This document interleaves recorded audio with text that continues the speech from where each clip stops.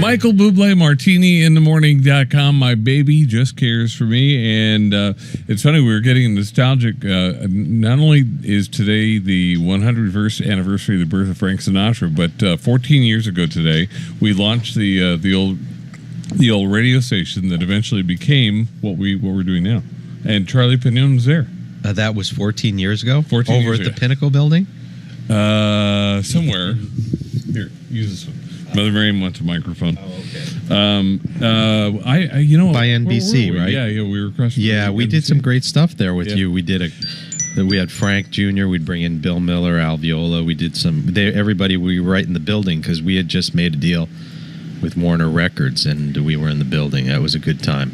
I should tell you that Charlie Pignone taught me most of what I know about Frank Sinatra. Oh, really? That's nice to know. I'll tell you how green I was in this music 14 years ago. I remember the first time that Charlie called and asked me to meet with him and Bob Finkelstein. Their old office on the west side. Yeah, you're going to tell everybody we tried to hire Brad. He wouldn't come with us. The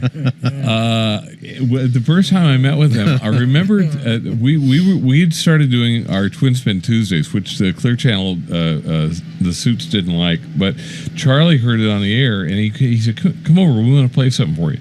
And they did an album that was never released called His Way, Our Way.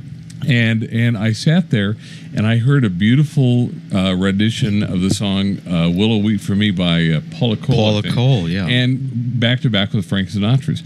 I didn't know that Frank Sinatra had recorded "Willow Weep for Me." In fact, the only version of that song that I knew at that time was the top 40 hit version by Chad and Jeremy. That's how green I was in this music, and now 14 years later, I'm still pretty green. Yeah, that concept was really Bob Finkelstein's and His Way, Our Way. It kind of morphed last year. We did a great show at the Wynn. It was on CBS with the Grammys. Salutes Frank Sinatra, and that sort of was the concept where singers would sing Frank's songs in their own style, but our whole idea was to have an album where you would hear Frank. I mean, the Gypsy Kings did a wonderful version of My Way.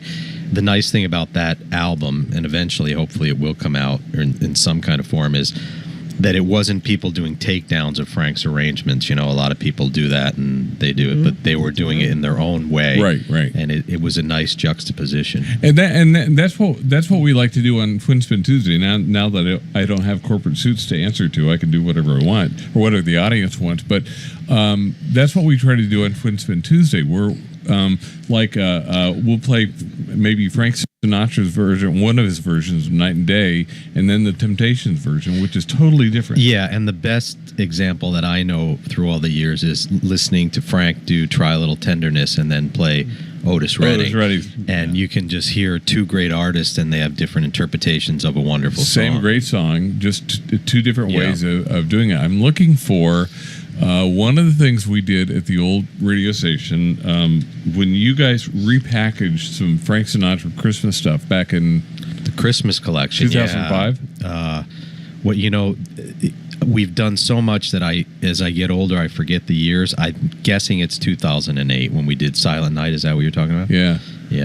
It was funny because we did a special at the radio station. We had. As you mentioned, Frank Sinatra Jr., we had Al Viola. They're both gone now. But we had Bill Miller. And, and Terry Woodson was there. Terry. The idea of that was we had a track of Frank singing Silent Night with just piano. He had done a couple takes with Bill and then Frank Jr. playing piano. And for this new collection we were putting out, I thought, let's get Johnny Mandel, who did the first reprise album with Frank. This would sort of be the last reprise new recording. And we got Johnny, and I hired, there was a great studio over in Burbank on Magnolia called O. Henry, and the idea was to get the alumni together. So I had Bill Miller, his pianist for 51 years, Al Viola, and Ron Anthony, who both were his guitarists, Chuck Berghofer, Jim Hewitt, Larry Bunker, who was a percussionist that did a lot of things with him, Gene Cipriano. And we actually filmed it, and it was great. And I remember. I don't remember. I think it was Terry who was telling the story. The band all had headsets so they could listen to Frank's vocal, and Terry said it got very emotional. It did when they heard that voice. Would you put that back on? Would you put the video back on television? The video, we stream it on every year. You can watch it. It's on Sinatra.com. There's an 8-minute video. We did some interviews, and then we had a great. The director is. I'm going blank, but. We had some footage of Frank, Christmas footage, and he cut together a great video. So if you go on Sinatra.com, and it's probably on YouTube too, the making of Silent Night, but it's on an album called the Sinatra Christmas Collection. And the only other time, it's funny you mentioned that, Brad, when Frank's voice came on, a lot of people got very emotional. It was almost like, that the day of his funeral service. There was a service, and then about an hour and a half into it before it ended, unbeknownst to everybody except the family, they played Put Your Dreams Away, Frank. And to see people I was sitting next to Nancy Reagan, but Bob Dylan, Steve Wynn, Bruce Springsteen, Jack Nicholson, Lou Wasserman. That was the last old and new Hollywood. Somebody had made a remark that if anything ever happened in that church that day, that was the end of the entertainment business. But it was people from Frank's generation that were still there, and the newer people. And I remember you had to valet your car at a park at the church in Beverly Hills, and I'm standing on the lawn in between Jack Nicholson and Bruce Springsteen. It was kind of surreal. And across the street from us were thousands of people. It was an amazing... I was one of them. Were you? Yeah. Mm-hmm. And somebody wrote up, there was a skywriter that put a heart up there and everything. Yeah, it was wonderful. I was one of them, yeah. Frank Sinatra, Silent Night on MartiniInTheMorning.com. As we celebrate his life, we do every day, but today's special. 100 years ago today, Frank Sinatra was born.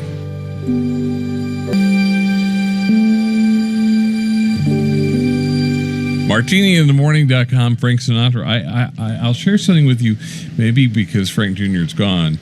That night that we did that show, I sat across from him. We went downstairs, had dinner at Morton's, and I sat across from Frank, and I was telling somebody how much I loved this version of Silent Night. And Frank Jr. looked at me and he said, "You really like that?" And I said, "Yeah." And he said he was late in his career and he wasn't in good voice. And I said, "I know, but there's something about it. It's raw and emotional." That's the whole thing about it. It was originally done. Nancy took him to a friend of hers named Michael Lloyd, who was an independent record producer, and he was doing a CD for charity, children's charity. So he did it. Again, Frank did a couple takes with Bill Miller and then with Frank Jr. on the piano in a private studio. And they just added a synthesizer at the end. And then I thought if we can cover some of the shortcomings, but everybody that hears it, even the most jaded musicians were tearing up. Yeah. It's raw emotion. To me, that I prefer this version, not because I had anything to do with it, but I agree with you. I think it's a man nearing 80, nearing the end of his life, and reflecting on it. It's a very That's so sad. Well, it is. We've had a lot of fun playing this music, and I've had a lot of fun learning it. I've said many times, whether it was stuff I learned from Charlie or from Steve Tyrell or from Jimmy McHugh's family. This has been sort of and Miriam. I'll ask Miriam for a song, or somebody will mention a song, and I don't know the song, and Miriam said, "You don't know such and such," and I've learned so much about this music. There's so many great songs, but there's so much about Frank Sinatra. It's like everybody seems to have their favorite Frank Sinatra story. Do you have, one experience with Frank that really stands out for you? Wow. The time He's had so many. I've had a lot. One that I'll never forget is I used to travel with him on the road starting in '84 until the end, and most of the conversations I had with him were about music. And I remember once he was playing in Las Vegas, and we were somewhere before, maybe the Greek Theater, and I said to him, how about putting Young at Heart in the book? It was in the book. It was there, and he had never done it, and I had never seen it. And he said, "Oh, maybe we'll do it when we're in Las Vegas." So we got to Las Vegas, and I kind of had forgotten about it. And after the rehearsal, in between a 10-minute break, he said, "Kid, I'm gonna try Young at Heart." So they rehearsed Young at Heart, And then that night at the show, he did it. He was doing 2 shows, and he didn't do it the first show, and I figured he forgot about it. But then Frank Jr. said, no, we're going to try it in the second show. And he did it in the second show, and he got very emotional. And he lost a little of the words, and the people started singing with him. So at the end, now, most of these shows, I would stand backstage with his production manager, Hank Catania, and the show's over, and he's coming at me, and I'm thinking, is he upset that I mentioned Young at Heart because he did it? And no. So he said, yeah, hey, I did Young at Heart. And I said, yeah, look, and did you see the response, what it meant to the audience? And he grabbed my left arm and he said, what it meant to the audience? He said, what do you think these songs mean to me? So he really was invested in the songs. Wow. And later in his career, if he would do a song like Soliloquy or something like that, he would tear up. I mean, I would see him at the end, especially the last 2 or 3 years, where he would come back out and not sing an encore, but just shake hands with the audience or give him this pocket square. And he was very moved. He came once, I was standing again next to Hank Catania, and he was visibly moved, and he said, I don't know what it is. I've been doing these songs for 50, 60 years. Why? I don't know. The people are acting, they're just resonating to it and whatever. And he just still couldn't believe the love that the people had for him. That's why he sings from his heart so much, more than anything else. Charlie Pignone talking about Frank Sinatra. How many books have you written about Sinatra? 3. 3? Yeah. Charlie Pignone on Martini in the Morning as we observe Frank Sinatra's 101st birthday. MartiniInTheMorning.com. Frank Sinatra, born on this day in 1915. Charlie Pignone, who is your official title is president, right?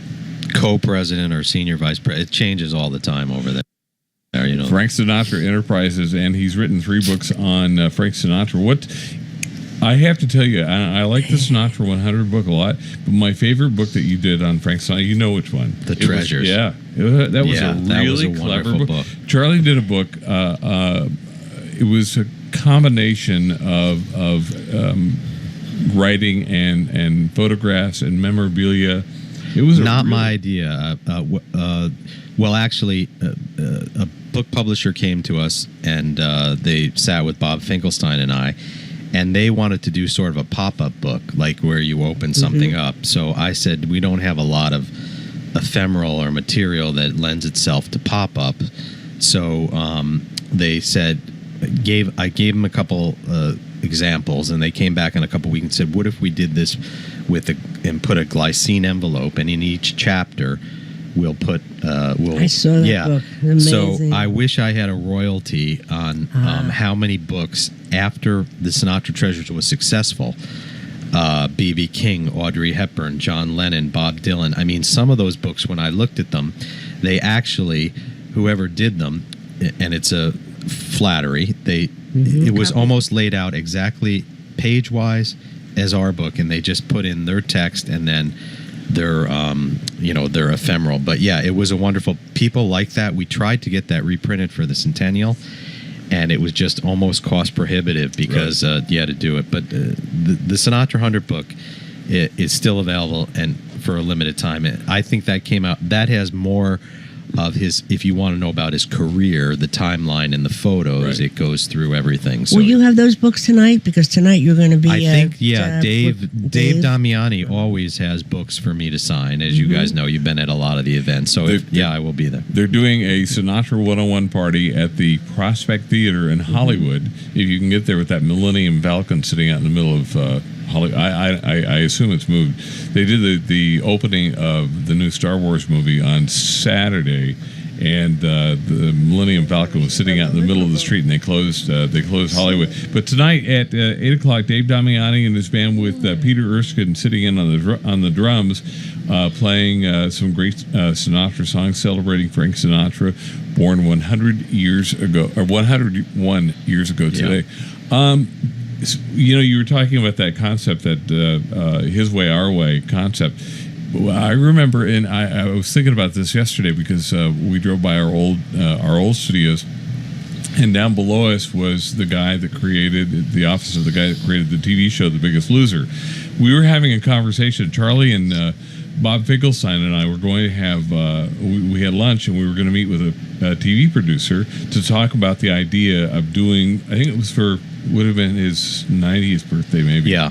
And the guy called us and he blew us off because his show that was scheduled to go on Bravo, a show called The Biggest Loser, ended up on NBC, and he was too busy for us. But along the way, we've had. Well, I don't remember that. Yeah. I mean, I don't remember being blown off. I remember a lot of meetings. We with were you supposed to go. We were supposed to have lunch with Dave Broom, is his name. We were supposed to have lunch at Morton's, and Dave called and said, "I can't do this right now because my show is just picked up by NBC." And along the way, I mean, there have been a lot of opportunities to celebrate Frank Sinatra's music, and a lot of conversations about the music. Charlie can be very opinionated on whether something's appropriate enough, whether something fits. And I remember we had lunch one day, and we were talking about pop artists that have done songs that were signature Sinatra songs, and we started talking about Robert Palmer, and a lot of people are really surprised that he didn't I love that album. Yeah, I thought that was a great album. I love the arrangement on The Tender Trap. The arrangements are really great. And unfortunately, I think he did that. I'm not sure of the timeline, but passed away relatively close to that album, and didn't have... what's interesting about that is, and I give a lot of credit, although she's not the first, but you have to give Linda Ronstadt a lot of credit because there is a template now, just like Frank with the duets. I mean... You've got to credit Phil Ramone, but Frank Sinatra with duets.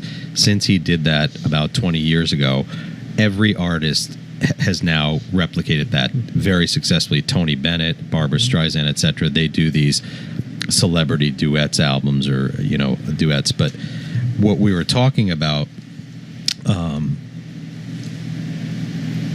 I'm going blank. What were we going back? We were just talking about Robert Palmer. Robert Palmer. So Linda Ronstadt, you have to remember when she got Nelson Riddle in 1985 and started doing those albums, it opened up the standard catalog to a whole new generation of people. And since she has done it, you've got Paul McCartney, you've got everybody that has, when they get to a certain age, gravitate toward these songs, and they do songs from the standard catalog, which I think is really wonderful because you have to remember in the late 60s and early 70s, Peggy Lee, Tony Bennett, a lot of those artists were dropped from their labels. A lot of them went over to the UK, worked with a friend of mine, Ken Barnes, who was a United Artist. He had Bing Crosby, Johnny Mercer, because nobody in the States would really record them. And they wanted to do that quality music. And it wasn't until Linda Ronstadt sort of brought this back to the forefront that you've got marquee artists from other genres doing that music, and you see that every couple of years. Barry Manilow and Rod Stewart wrote that for 4 or 5 albums with our pal Steve Terrell. I think he did produced some of those. Yeah, so they bring them back, which is great. But the older I get, there's never going to be another Frank Sinatra. There's just not. There just can't be, because everything's so quick and fast today. I don't think anybody can have a career like that. But he's just in so many people's lives through so many generations that I doubt if you look at the Billboard Top 10 today and tell me in 20 years, are you going to be listening to 90% of those people? You're not. So it's amazing that this man that did his first commercial recording in 1939, we're still talking about. We just found out a couple weeks ago that we get 1 million streams a day on Spotify, just on Spotify.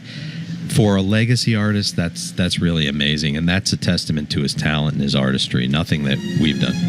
Frank Sinatra with Linda Ronstadt from the Duets on MartiniInTheMorning.com. MartiniInTheMorning.com, Frank Sinatra and Linda Ronstadt from the Duets. Charlie Pignone, the president of Frank Sinatra Enterprises, has written 3 books on... How did you... I mean, you went to work with Frank Sinatra when you were very young. 1984, so I think I was born in 66. Quick story is my grandfather was in the vending business, and you got to remember around 1980 or so, Frank had just recorded New York, New York. I was a huge New York Yankees fan, but Frank came to our area and played in a Saratoga Performing Arts Center, and my grandfather had gotten tickets, and at the last minute, myself and a friend, some people dropped out, and my parents said, do you want to go to SPAC? Who's playing there? Frank Sinatra. well, we didn't really have any interest in Frank Sinatra, but we said, let's go there because all the rock acts would play there. We wanted to see this venue. Once I saw him, I appreciated the music, and I started going through the family collection, and I would listen to him and got into him. And as I said, he would sing New York, New York at the Yankee games. And I heard something on the radio, and I couldn't find the album. So my grandfather said, here's the number, call secretary. So I got in touch with Dorothy Ullman, who was Frank's secretary for years, and started a relationship with her. And I think a couple years later, they were looking for somebody to take over the fan club, and I think she thought of me because I was young at that age, and I was kind of knowledgeable about the music. And I remember one of the calls, she said, you have to call this guy Lee Salters. So Lee was Frank's publicist and a real character. I mean, a great guy. He handled Streisand and Michael Jackson and everything. And I became president of the Sinatra Society of America. And in the summer, when I was off from college, I would travel with Frank, and then it got to know everybody, and it just morphed. And I think it was just because of my age and my knowledge that then I wound up traveling with him, and it became a full-time thing. And I was very lucky. From 1984 until he stopped in 95, I've got to guess that I saw about 600 performances of his, and probably about 90% of what he had done in those years. So it was amazing. I got to see him with Frank Jr. I got him to see him with Dean Martin, Sammy Davis Jr., Liza Minnelli, Stephen Eady, Natalie Cole, everybody that was still around in those days. It was wonderful. What's new? I mean, you celebrated the 100th birthday. That was a big deal. This is now Sinatra 101, right? And we are working on a movie. Oh, you are? A feature film, yep. And we are also, which is very exciting, we're partnered with a company called Ambassador Theater Group, and we are going to do a Frank Sinatra musical, and that will open in the West End in the winter of 2018, with hopes to come to Broadway the following year. Who's going to headline? I think I have his name in my head. It probably will be an unknown. I don't know, or a Broadway. Really? Yeah, who do you? I was thinking of Seth. Oh, Seth MacFarlane would be great, but I think he's so busy. He's got a new show on Fox coming up, and that. But he would be. Yeah, he would be. Yeah, I mean, he has like a 12-picture deal with Fox. I think he's only done 3 or 4 of them so far. We've lobbied to get Seth and to play the various parts. Dina Martin, Joe Montagne's been working on a movie based on her book, and we lobbied to have Seth play one of the parts. And in conversations with Holly Foster Wells, we said, how about Seth for something in the Peggy Lee movie? I mean, he could sing Frank or Dean. The part, yeah. Even though in his live shows, he's probably more Dean. Yeah. Well, he loves the music. I mean, he has a great appreciation for the music. And well, that's a shame. Well, we'll have to find somebody else. There was talk years ago about a Frank Sinatra movie. The movie has gone through many changes. Scorsese was involved at a certain amount of time. We have gone through several screenwriters. Nobody was ever able to capture Frank. What about that one movie that was made, Frank Sinatra? I'm trying to. I see his face that played him. Ray Liotta. No. You're thinking of Dennis Hopper about Australia? Dennis Hopper. No. There was a movie called All the Way. It was a small movie about Frank in Australia in '74 when they wouldn't fuel. Was there ever a TV movie made? There was. Tina did a miniseries called Sinatra. Philip Kasnoff, who was a soap opera star, played Frank. That was a 4-hour miniseries from Warner Brothers. It was on CBS. What about another one? Because I know there was another one. There was a Rat Pack. There was a Rat Pack for HBO. Ray Liotta. That's why I was Joe thinking. Montaigne played Dean. Right. Yeah. So this will be about his life. Well, you can't do cradle to grave, and that was the problem with some of these screenwriters. You cannot in 2 or 2.5 hours fit a career like this. So we've narrowed down, and we've got a guy working on a screenplay. I don't want to give anything away. I don't want to jinx it, but this is a major writer, which will be fantastic, and it's going to be focused on a certain part of his career, just like the Ray and Johnny Cash. You can't do the whole life. You just can't. It's too much. Well, we'll have a private life in there too. Oh, everything, yeah. I mean, I don't think there's nothing really private left with Frank. I mean, so much is out there. Everybody, everybody knows about Frank. But the real question is how much of it's true, how much of it is myth, how much of it is fiction? A lot of it is probably myth because just in the 10 years I was with him on the road, I remember one time in '86, he was sick. We were at the Golden Nugget in Atlantic City in November, and he was having stomach pains, and he left Atlantic City and flew to Palm Springs and had an operation, and he was laid up for a couple weeks. And but then I remember reading in the Inquirer one of the things it said, during his show in Atlantic City, he walked off stage and they had a bucket there and he threw up, and I was backstage. None of that happened, so I'm wondering, let's all, no matter what your political inklings are, the press, don't take everything you read, and especially now with the internet, where there's really, it's the wild, wild west. So look, I can only speak to the Frank I knew, in the last part of his life, and a lot of what I've read, I didn't see that reflected in the man. He was, of course, he was older, but he was always very gracious to me. If I had friends with me or anybody, take a picture with him. I only saw him lose his temper a couple times, and that was because he was very punctual. Frank used to have a saying, if you're not early, you're late.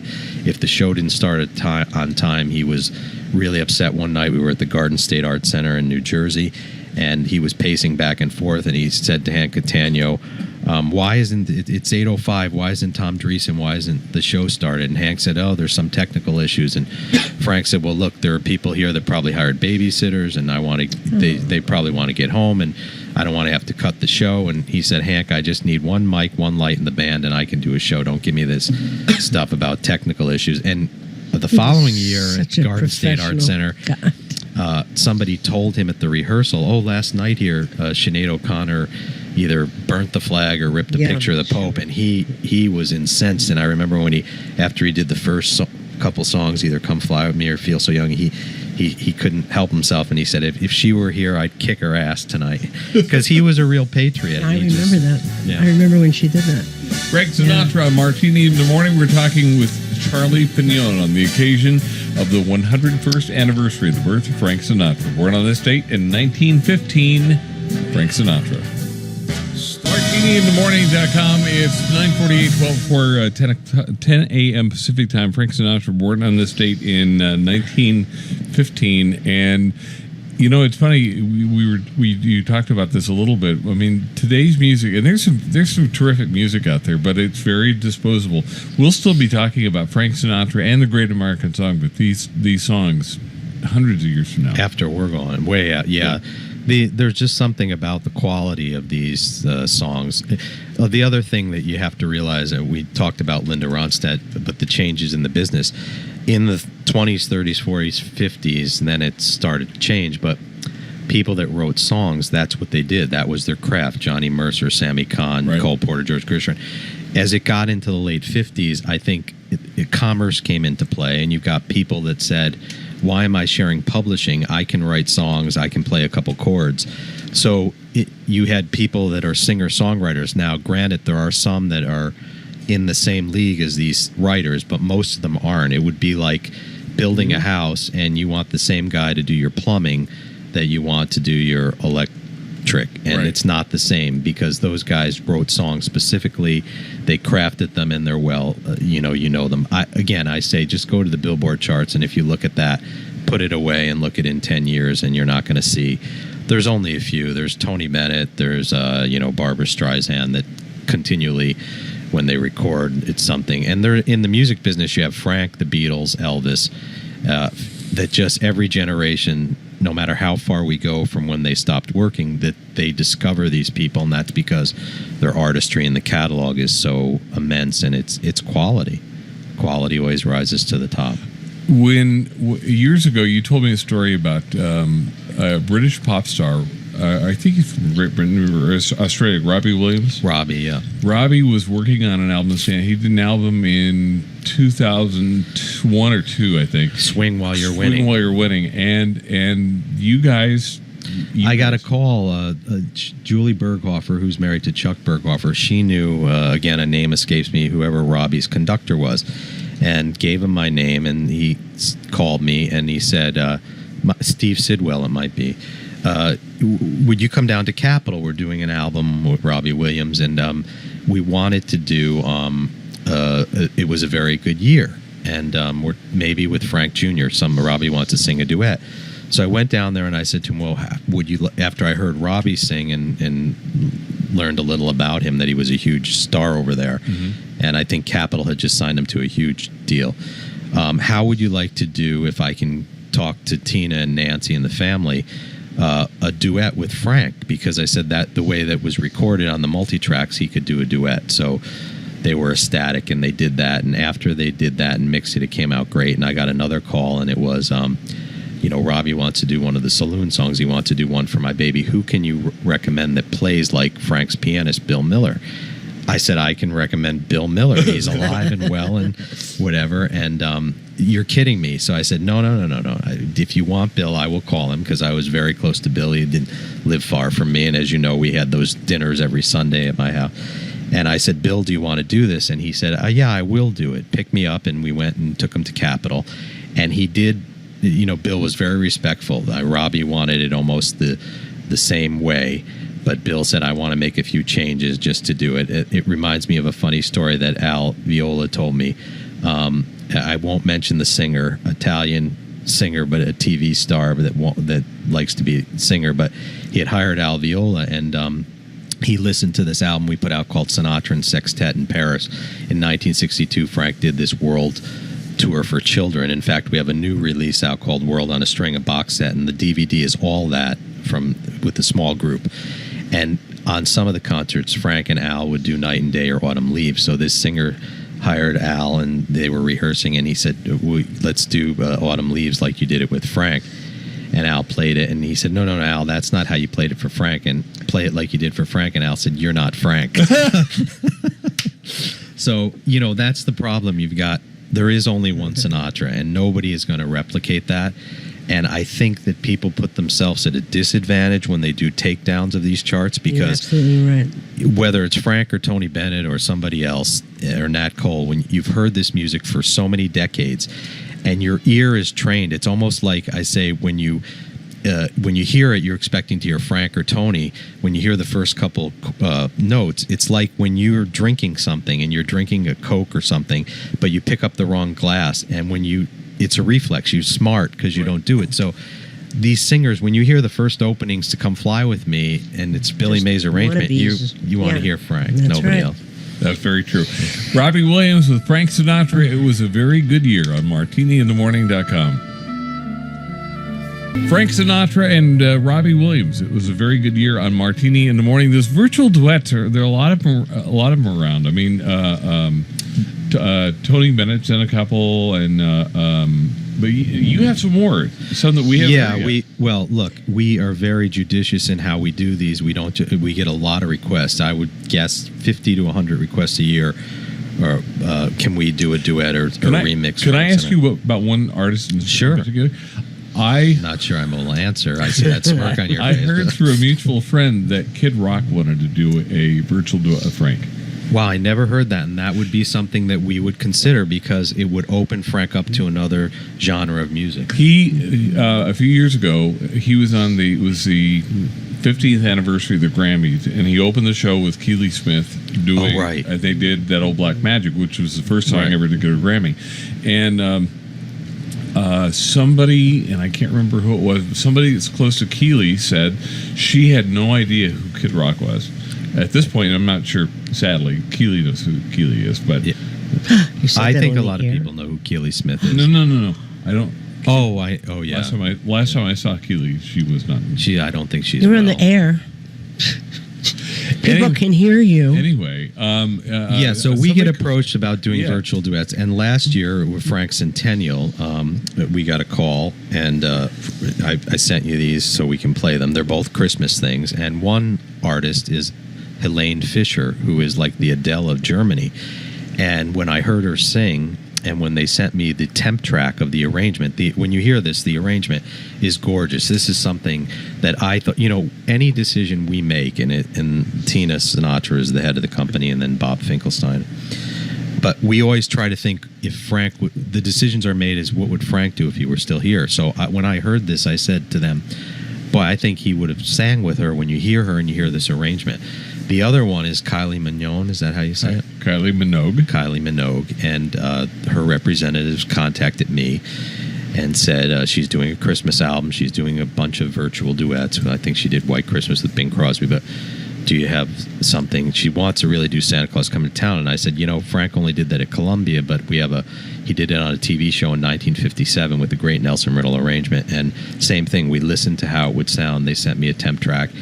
And if it's up to our standards, we'll usually do it. We just won't do a duet to do a duet, but we figured it opens up Frank to a whole new listening audience. Let's listen first to Have Yourself a Merry Christmas with Frank Sinatra and Helene Fisher, exclusively, sort of, on martiniinthemorning.com. The world premiere of Helene Fisher and Frank Sinatra doing Have Yourself a Merry Little Christmas. We've done actually 2 world premieres with you because we did the world premiere of Silent Night. Yeah. That was a long time ago. 2008, I think. It was before that because we went off the air on 690. We went off the air in 2006.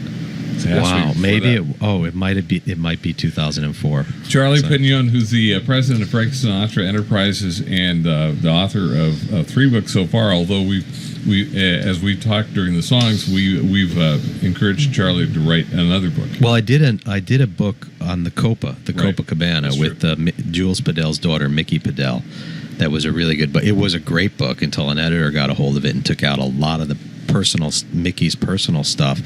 That was great. In fact, the manuscript that I had originally written with Mickey, we had interest from A&E and a couple other companies. They wanted to do a mini-series based on it, and it just never happened. But they had an editor who knew nothing about it and just wanted to focus on the entertainment and not about the relationship she had with her father. It was a very interesting book. It's called The Copa. The Copa had a sort of a life of its own. I mean, it became. I remember that Marvin Gaye got booked at the Copa. There's a great story about it, and he went and he wanted, because he was a big fan of Frank Sinatra and Nat King Cole and so on, and he wanted to do the music that they did when they played at the Copa. And he went on stage and he starts doing, like he did This Could Be the Start of Something Big. He did I don't know what other songs, Strangers in the Night. In fact, he performed there the week that Strangers in the Night by Frank Sinatra was #1 on the Billboard charts. Wow, I didn't know that. And but Marvin Gaye wanted to do those songs, and his fans booed him because they wanted him to do, I heard it through the grapevine, all his R&B hits, But there's something special about the Copa. Well, yeah, and Sam Cooke. I mean, a lot of different artists came through the years, but I had never been there. I heard it was a wonderful venue. It was very intimate. One of the only people that is around that played there that I can talk to about it, and he helped me with the book, was Tony Bennett.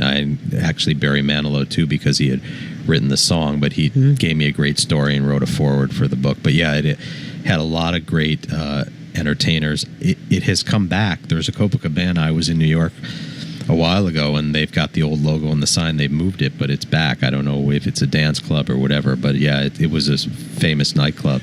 But is there anything around now? Is there a venue now that has the same allure that the Copa had back then? I don't think so, because first of all, there's not artists like that, and you have to realize back then there was radio and television, so it was very special when you could go to a place and see a Frank Sinatra, or a Dean Martin, or a Sammy Davis, or Jerry Lewis, whoever was playing there. Now there's everything with this internet, online. You can track people where they move. There's just no place that's special to see these people anymore, and I don't think any of these superstars would work in a small venue. They're trying to bring back the 500 Club in Atlantic City, which was very, very, very, very famous. I know Dina Martin has been involved in that. Dave Damiani has been involved in that. And I think in the summer, doesn't he do like 6 weeks where they try to recreate it, and he works with Paula Jane DeMono? It won't ever be the same. No, they're just not artists. I was like there. That. I mean, I remember. Wow. Miriam got carded there at the 500 Club. Yeah, I did. She had a fake ID. I had a fake ID. Yeah. That's how she got it. Yeah, I was there. It was fabulous. One more world premiere before we let Charlie go as we celebrate the 101st anniversary of the birth of Frank Sinatra. You did this with Kylie Minogue is a huge star in Australia. She is. She is an international star. She was big here. But again, they came to us, her producer, and when you hear it, like I said, if it's a certain quality and it gets people to listen to Frank, I mean, a lot of people criticize the duets albums he did, but I think it opened people up to hear him initially, and then if they go and listen to the catalog, it'll be, for us, I mean, like I said, we're getting 1 million streams a day just on Spotify, so people are listening. That's what did it for me. A friend, for my 40th birthday, a friend gave me Duets 1 and 2, and I hadn't listened to Frank Sinatra. I mean, I'd listen off and on, but I was working in country music at the time, and anyway, a friend gave me Duets 1 and 2, and it sort of opened that door again.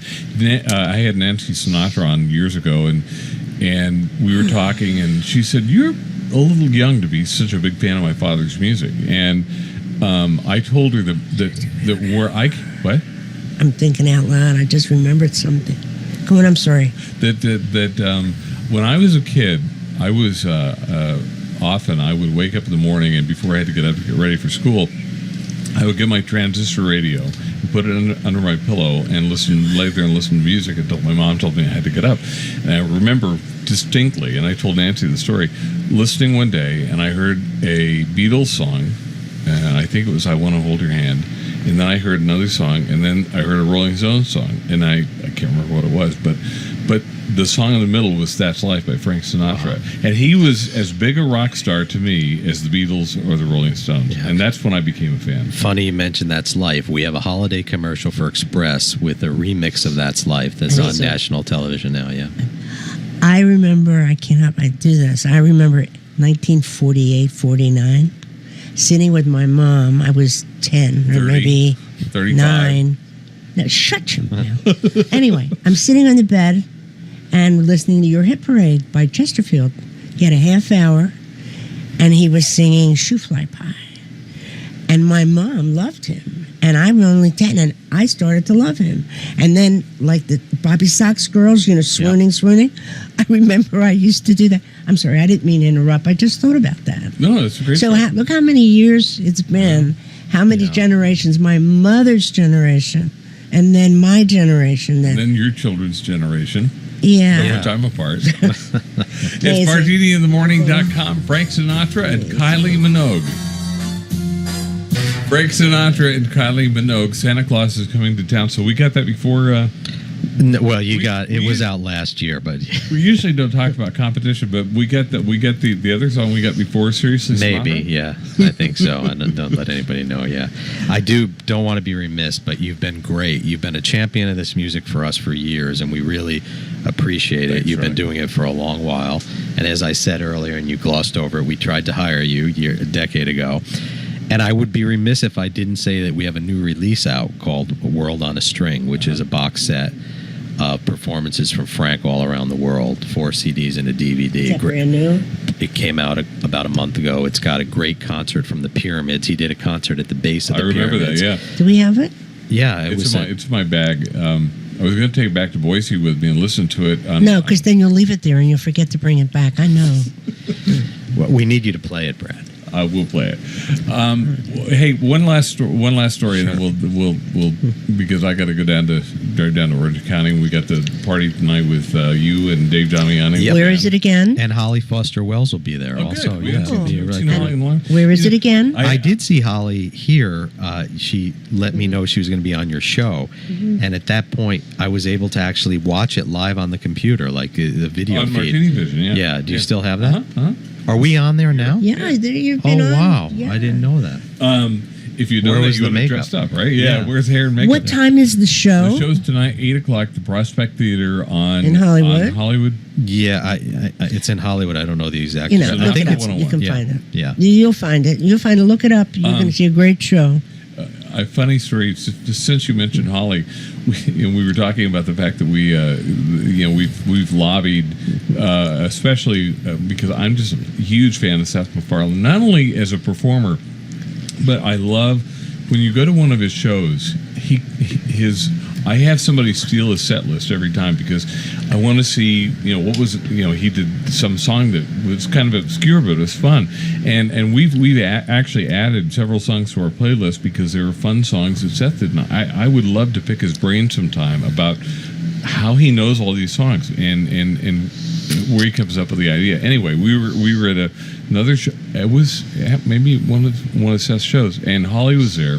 Holly Foster Wells, who's Peggy Lee's granddaughter. Holly came over to the table, and we were talking about, maybe Seth MacFarlane's the perfect person to play Dean Martin or whatever in the movie about Peggy Lee.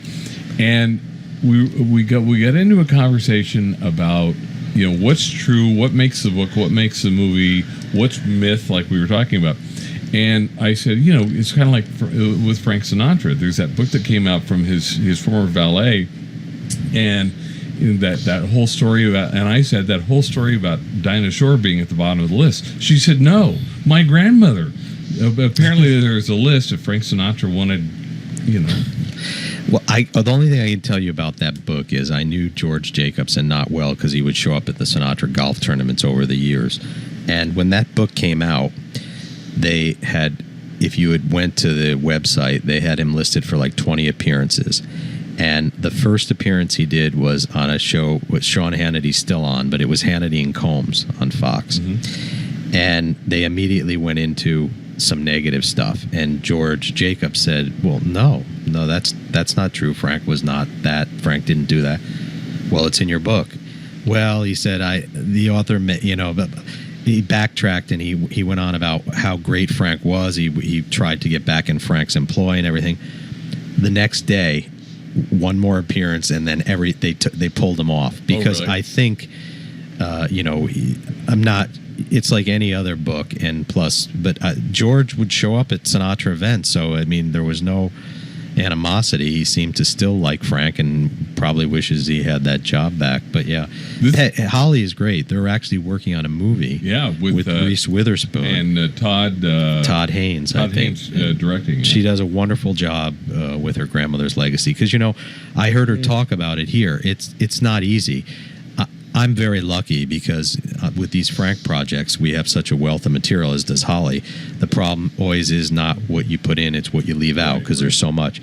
But it is not easy to, in this day and age, to get publicity or make sure people know about these artists. And Holly just does a wonderful job. Yeah, we love having Holly in, and she's been a great resource for us. Hey, one last thing. Sure. There's a Frank Sinatra album that, and maybe a set of songs that aren't the best known in the world, but some of my favorite. The album he did with Duke Ellington. I just yeah. That was I love that album. In fact, some of it was recorded on his birthday, December 12th, 1968. Really? There was a session. We have pictures. There was a cake. But the best story about that was I remember talking to one night having dinner with Bill Miller and Billy May. And Frank Jr., we used to go down. Billy, when I first moved here, had a townhouse in the valley, and then he moved to Laguna Beach. And so twice a year, when he didn't come back to town, Terry Woodson, Bill Miller, Frank Jr., and myself would go and have dinner with Billy and Doris May. And we were talking about the Ellington album, and Billy said, only because I was a quick writer. He said Strayhorn had died. Billy Strayhorn was going to write those. That Sonny Burke called me and said, can you do this? And they met, Bill and Billy May met with Frank, and they picked out the tunes. And Frank said, you guys get on a plane, talk to Sonny, see where Ellington is playing, and you got to bring these charts up. Because the Ellington band was playing the same music, and they weren't really great readers. They were live players. They weren't studio musicians. So I guess they were in Seattle, Washington, and Bill Miller and Billy May took a flight up there, and they said he was playing in some dance hall or Kiwanis Club.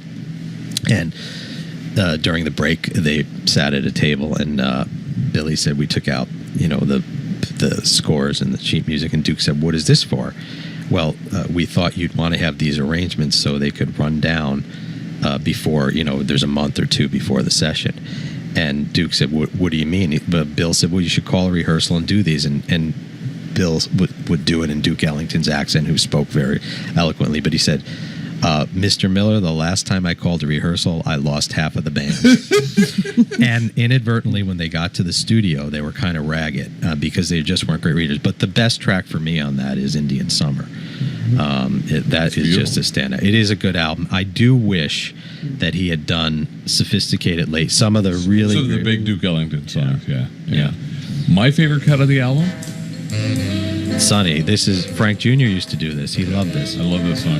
Charlie Pignone, thank you. Thank you, Brad and Miriam. Thank you. See you It's our guys pleasure tonight. To have you. See you tonight. And Yes. Holly Foster Wells will be there for all her fans. She has a huge fan base. Did you know that? Yes, we did. I'm I a knew fan. it. Yeah, Me we're all too. fans of Holly. We love you, Holly. MartiniInTheMorning.com celebrating Frank Sinatra.